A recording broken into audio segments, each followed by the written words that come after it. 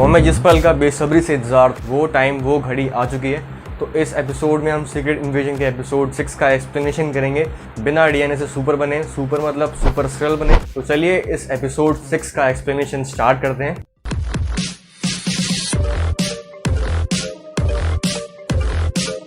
Episode 6 secret invasion की शुरुआत होती है निक फ्यूरी से, जहाँ पे निक फ्यूरी वरा को बोलता है कि वो अब इस अर्थ से जाने वाला है। तो यहाँ पे इन दोनों की कुछ बात होती है, वही आशिकी वाली बात जो भी होती है। नेक्स्ट सीन में हम प्रेसिडेंट रिटसन को देखते हैं, जो कि एक हॉस्पिटल में है और उन्हीं के साथ में रोड्स भी है, जो कि एक स्क्रल है। और ये स्क्रल प्रेसिडेंट को कन्विंस करने की कोशिश कर रहा है कि आप पे जो हमला हुआ था वो रशियंस के साथ साथ स्क्रल्स ने किया था और आपको जवाब में उन पे हमला करना पड़ेगा, रशियन पे हमला करना पड़ेगा।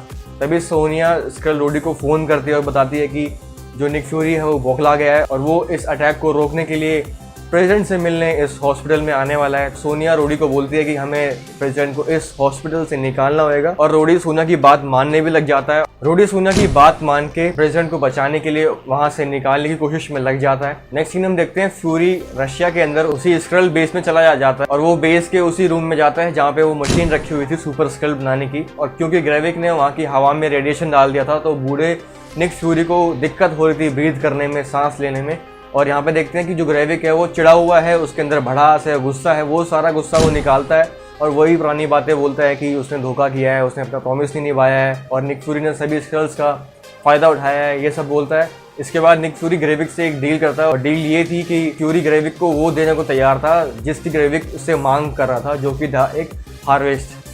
वो हार्वेस्ट लेके आया होता है और हार्वेस्ट उसको दे देता है और ग्रेविक उस डीएनए, उस हार्वेस्ट को एग्जामिन करने के बाद उसको ये पता चलता है कि उस डीएनए के अंदर सिर्फ एवेंजर्स का ही डीएनए नहीं था, बल्कि और भी काफ़ी सारे एलियंस थे, बींग्स थे, जिनका डीएनए इसमें शामिल था। और इसके बाद ग्रेविक और फ्यूरी की बहस के बाद ग्रेविक उस डीएनए को उस मशीन के अंदर डाल देता है और मशीन को ऑन कर देता है। और जब वो उस मशीन को ऑन कर देता है, क्योंकि निक फ्यूरी भी उसी मशीन के अंदर होता है और ग्रेविक भी उस मशीन के अंदर होता है, तो जब वो मशीन ऑन होती है तो उन सभी एलियंस का जो डीएनए होता है उनकी पावर्स इन दोनों बींग्स के अंदर भी चली आती है, निक फ्यूरी के अंदर और ग्रेविक के अंदर। इसके बाद हम देखते हैं कि ग्रेविक के साथ साथ फ्यूरी के भी अंदर वो सारी सुपर पावर्स आ जाती हैं। निक फ्यूरी प्रेसिडेंट को बचाने के चक्कर में उस स्क्रल को मार देते हैं जिसने रोडी का बेस लिया हुआ था। अब इसी एपिसोड में सबसे तगड़ा जो ट्विस्ट आता है वो ये आता है, जिस फ्यूरी को हम ग्रेविक के साथ में देख रहे थे वो एक्चुअली में फ्यूरी था ही नहीं, वो एक्चुअली में गाया थी जिसने फ्यूरी का भेस लिया था और वहाँ पे गई थी। और ग्रेविक और गाया के बीच में एक सुपर हीरो वाली फाइटिंग हो जाती है।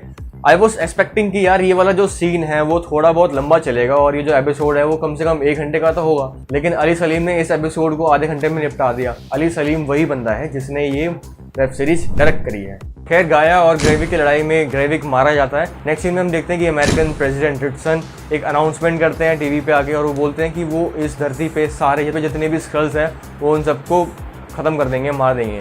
और ये खबर सुन के निक फ्यूरी काफ़ी ज़रा परेशान भी होता है, दुखी भी होता है। नेक्स्ट सीन में हम देखते हैं कि वरा और निक फ्यूरी उसी स्पेसशिप के पास पहुंच जाते हैं जिस स्पेसशिप से निक फ्यूरी फर्स्ट एपिसोड में पृथ्वी पर आया था। निक फ्यूरी बताता है वरा को कि सेबर से एक खबर आती है कि क्रीग स्क्रल के साथ रहने के लिए तैयार हो चुके हैं, उनका साथ देने के लिए तैयार हो चुके हैं। ऐसा बोलने के बाद वो वरा को बताता है कि उसको स्क्रल के लिए एक डिप्लोमेट चाहिए और वरा से अच्छी डिप्लोमेट कोई हो नहीं सकती है। इसके बाद इनकी थोड़ी बहुत आशिकी वाली बातें वगैरह होती है और इसी के बाद ये दोनों स्पेसशिप पे चले जाते हैं स्पेस में। और यहाँ पे इस एपिसोड का दी एंड होता है। तो ये एपिसोड ठीक ठाक था, जितना मैंने एक्सपेक्ट किया था उतना एक्सपेक्टेशन के साथ ये खरा नहीं उतरा। बाकी सब ठीक था, VFX वगैरह सब कुछ ठीक ठाक सा लगा मुझे। So that's it for today. इतना ही था इस एपिसोड का एक्सप्लेनेशन। आई होप कि आपको ये एक्सप्लेनेशन वीडियो अच्छा लगा हो। अगर अच्छा लगा है तो आपको पता है क्या करना है, जो कि है सब्सक्राइब बटन को प्रेस करना है और आप अपने थॉट्स को कमेंट बॉक्स में डाल सकते हैं, लिख सकते हैं। तब तक के लिए मिलते हैं आपसे अगले वाली वीडियो में। Till then keep hustling, keep smiling and keep being sexy. चलिए फिर, बाय।